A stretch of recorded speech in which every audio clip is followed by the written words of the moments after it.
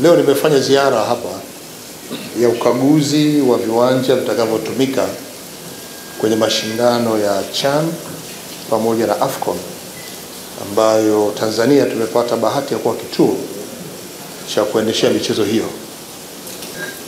Kwa serikali zetu mbili ziko kwenye harakati ya maandalizi ya viwanja ili CAF watakapokuja kufanya ukaguzi wao tuweze kuwa na sifa ya kuwa na kituo kamili cha kuendesha michezo hiyo. Na kwa Tanzania tunayo fursa ya kutumia viwanja vilivyoko hapa Zanzibar, lakini pia na bara. Kwa tuna uhakika kwa mkakati huu kwa serikali zetu zote mbili kuharakisha hatua zilizobaki kuhakikisha kuwa tunakamilisha. Mimi kama mwenyekiti wa kitaifa wa maandalizi ya mashindano hayo hapa nchini, pamoja na wajumbe ambao wanajumuisha mawaziri wa bara na visiwani au Zanzibar na Jamhuri ya Muungano wa Tanzania, tumeshapeana majukumu ya namna ya kutumia muda huu uliobaki kuhakikisha kwamba tunakamilisha hatua zote. Tumekuja hapa kukagua, hali ni mzuri na nimeridhishwa na viwango pia vya ujenzi. Kampuni ambazo zimefanya kazi hapa ni mzuri zote mbili, kampuni ambayo imejenga hapa Aman lakini pia na kule Maisara, kampuni zote zimefanya vizuri sana. Wametujengea viwanja vya viwango vya hali ya juu. Sasa kazi yetu ni kuvilinda kwa ubora wake. Tunajua Watanzania wanatamani kuja kufanya mazoezi kwenye viwanja hivi, lakini wataka wajue kwamba viwanja hivi sasa viko kwenye ukaguzi na shirikisho la mpira wa miguu Afrika. Kwa hiyo matumizi yetu lazima tuyapange kwa utaratibu ambao hauharibu tena viwango vilivyofikiwa, kwa lengo la kupata certificate ya kuclear kwamba sasa tunapata sifa. Hatuwezi kuzuia michezo ya ndani ya nchi isichezwe, lakini basi tuweke utaratibu ambao utawezesha pia baada ya kucheza na maintenance yake ije mara moja, kama ambavyo tunafanya Benjamin Mkapa. Mashindano makubwa muhimu tunapeleka, alafu baada ya hapo tunafanya maintenance ili kumaintain ule ubora wake, tupate vigezo vya nchi vya kuleta michezo ya CHAN na AFCON.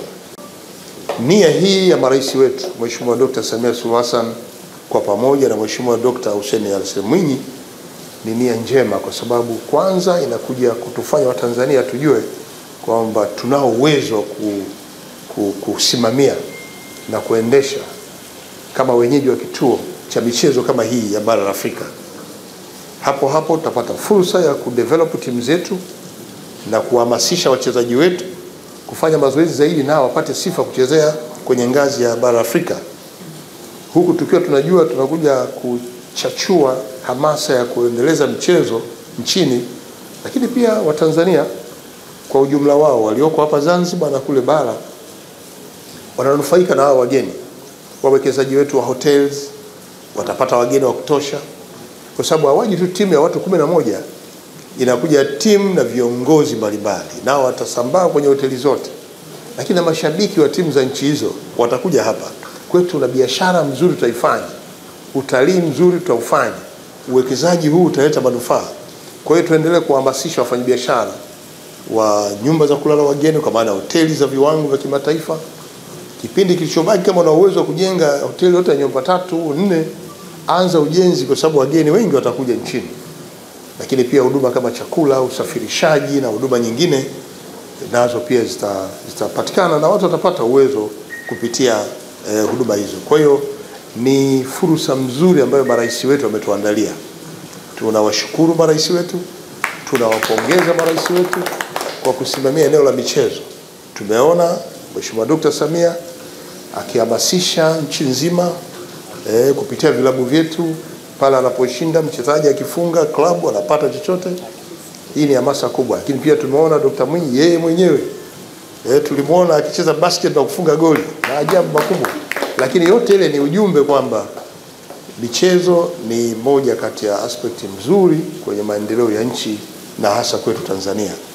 Kwa hiyo nimeridhika na kazi na maandalizi ya viwanja.